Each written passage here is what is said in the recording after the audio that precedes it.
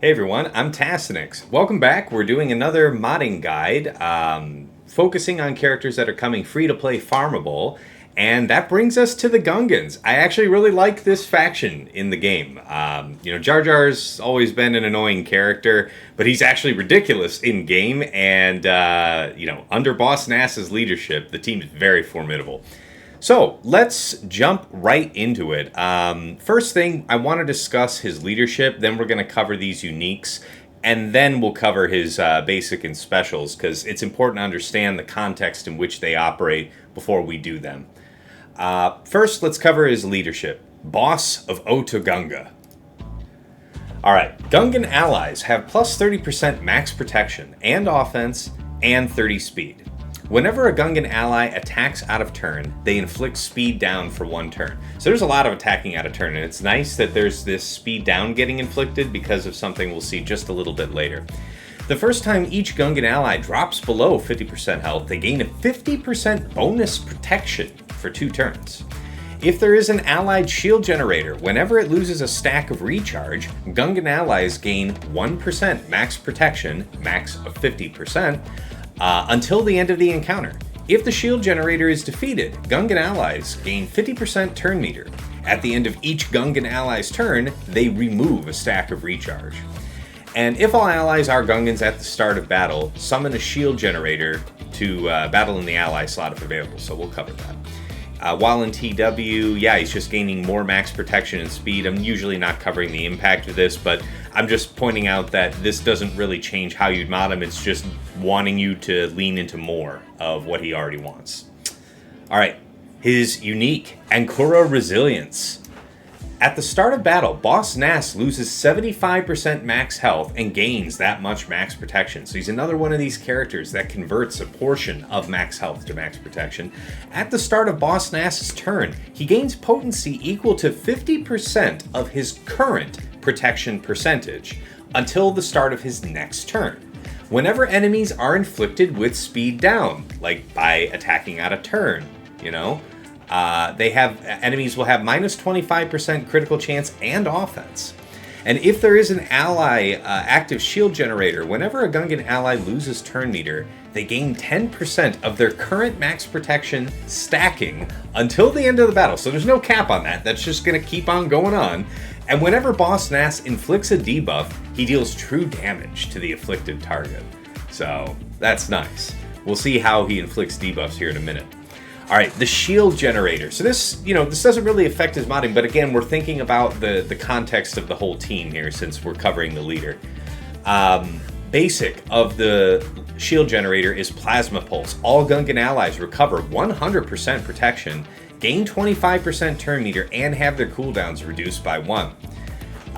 Unique on this shield generator is Big Bombard Shielding. The shield generator has 10 stacks of plasma shielding, which can't be copied, dispelled, or prevented.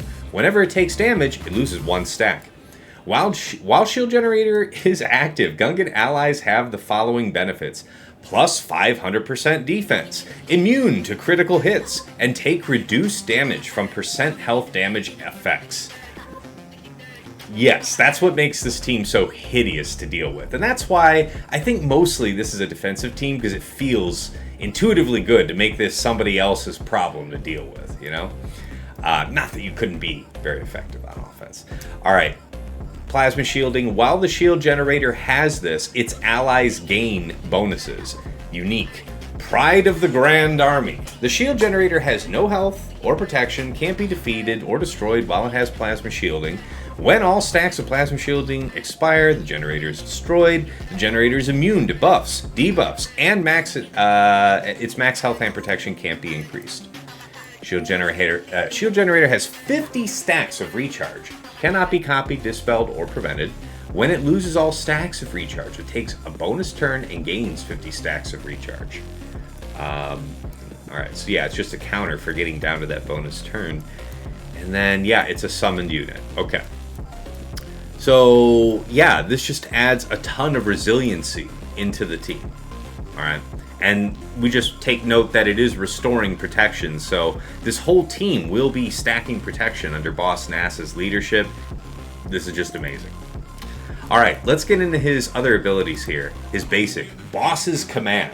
Inflict offense down on target enemy for 1 turn and call another random ally to assist, that's a speed down, dealing 30% more damage. During Boss Nass's turn, he recovers 30% protection. So when he's not called to assist, when he's doing this on his own turn, he recovers 30% protection, gains 10% max protection, stacking up to 100% until the end of the encounter, and inflicts vulnerable on target enemy for 1 turn. Nice. And by inflicting vulnerable, he's dealing true damage, because whenever he's inflicting debuffs, he's doing true damage. Alright, his middle, Bombard Favor. Dispel all debuffs on Gungan allies, and they gain 25% turn meter and retribution for 2 turns. Allies recover 20% protection. If there is an active allied shield generator, remove 1 stack of recharge from it, and that's bringing us closer and closer to that bonus turn on the shield generator, right? Gungan allies gain additional benefits based on their role. Attackers gain critical damage up for 2 turns. Tanks taunt for 2 turns. Supports and healers gain speed up for 2 turns. Alright. The most fun ability of all, Intimidating Order. The iconic ability. Dispel buffs on all enemies. If an enemy was buffed, remove 25% turn meter from them. If they were a separatist, remove 50% turn meter instead. Inflict target enemy with expose for 2 turns and inflict all enemies with defense down, 2 damage over time effects, and healing immunity for 2 turns. So this actually hits pretty decently hard with that true damage component. It's nice. Alright, that covers the fullness of his kit. You folks are usually interested in a little bit about composition, so I thought I'd cover a couple minutes on this. First things first is, a lot of folks will be asking turn order on this team. In my opinion, it should be Boss Nass just needs to be wicked fast as you can comfortably make him, and we'll cover that more when we get into the set details. But he should be really fast, followed by Jar Jar, who should be really fast as well, just behind him ideally.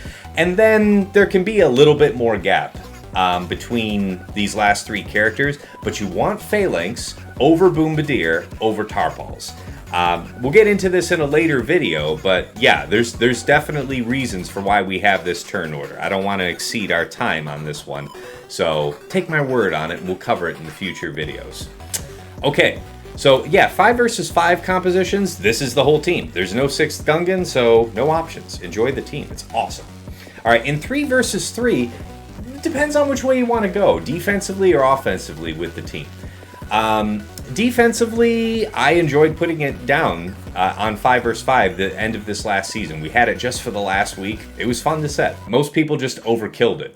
But if you're going to do it in 3s, you might consider Boss Nass, Jar Jar Binks, and Phalanx because it could create a timeout condition, especially if you have the Boss Nass level 9 Datacron to go with it. Otherwise, you really have very little damage in this team. That's the main weakness of this composition. Again, the goal with this is timeout, not overwhelming the foe. Otherwise, you might do, if you don't have Jar Jar for whatever reason, you could do Boss Nass, Phalanx, and Tarpals. Yeah, I guess it could be Boombadir, but I think Tarpals does actually a bit more. So, and then, yeah, as far as offensive use in 3s, we'll look at it here in a second and try to interpolate from 5 vs 5 data, but, you know, it's Boss Nass, Jar Jar to be sure, and then you can choose between Tarpals and Boombadir. Again, I'm probably going to lean towards Tarpals. That's kind of my gut. But let's get into the modding breakdown itself now.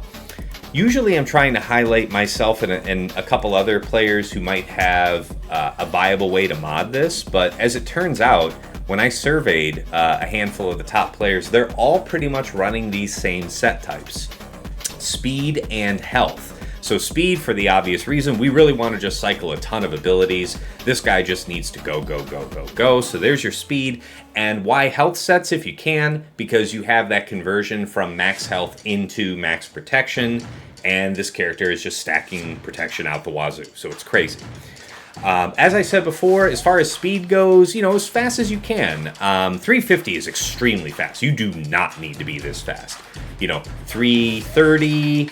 340, all completely reasonable. And as far as where to, have him in the turn order, if you're having him like maybe 340 speed, you've got your Jar Jar like 330, 335, fairly close behind. So scale it down to where you have to. It depends on where you're at with what you can assign.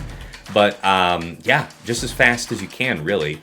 And you're trying to pick up as much protection in your secondaries as possible. Health is great because it converts to more protection. And then you'll see that I have just a little pinch of potency baked in. I like to be, for characters that have so many debuffs involved, 100% potency is really just the bare floor. But look at this. With just 15% added, I'm over 110% potency. So if you could pick up little bits and have maybe a little over 110% potency, you're leaving yourself less at the mercy of being at a high protection percentage to get the most out of that conversion into potency every turn. He's got a lot of debuffs, so let's make sure that they, do the job, right? I guess that's about it about the mods themselves. As far as applications go, so we talked about them on defense. There's not really enough data to say what really crushes this when you're fighting against it. But as far as offensive application, I pulled up the end of the last 5 vs. 5 season, and we'll kind of take a look at it here. So, there's only a handful of people that actually had this character viable, or had this whole team viable, so there's not a ton of data to draw from, but immediately we can get a sense that if you're running the full bore team, certainly the most powerful 3 and 3 versus 3, woe unto the separatists that should fight you, yeah? Now we see there's some exceptions. You'd have to look into it. There's nothing ironclad here, but you saw that throughout the Kit of the Gungans, there's a lot of punishment built for separatists, so that's no surprise. Beating Slacker here last season, I don't know. We're coming into a time where there's a new First Order Cron, so I don't know about all this. But then again, there's the Gungan Cron. There might be something to that, something worth looking at. DTMG, I think, is quite interesting because this is, only 12 seen, 90+% win rate, and this is assuming, I would guess, that you would have the DTMG Cron, which had recently expired. That data Cron's gone. So this may be more effective than ever if you fight opponents that are putting that down. And then the rest of this is a little too rare, a little too uncommon to draw strong conclusions from. But we're early days into this team. Ooh, that's kind of nice, taking on the Inquisitors, and that was probably with an Empire Cron. Yeah, this team might be pretty nasty on offense. And if you're able to get the enemy team down before the shield generator's down, it's almost assuredly going to be for like very full banners, right? That sounds pretty good. All right, guys, stay tuned because there's going to be more videos on the next characters here in the Gungan faction. I'm really enjoying making these, and you guys have been giving me some really great, very encouraging feedback, so I'm going to keep doing these. Once I get done with the Gungans, I'm going to keep following the free-to-play release schedule and kind of stick to that. But if there's any previous characters that you're just really curious to have me cover, make a note in the comments or get at me on Discord. The link to my Discord's on my YouTube channel, so you'll be able to find me there. But I'm enjoying making this because you guys are really loving it. So thanks so much. And until next time, it's been real. It's been awesome. It's been real awesome. Take care.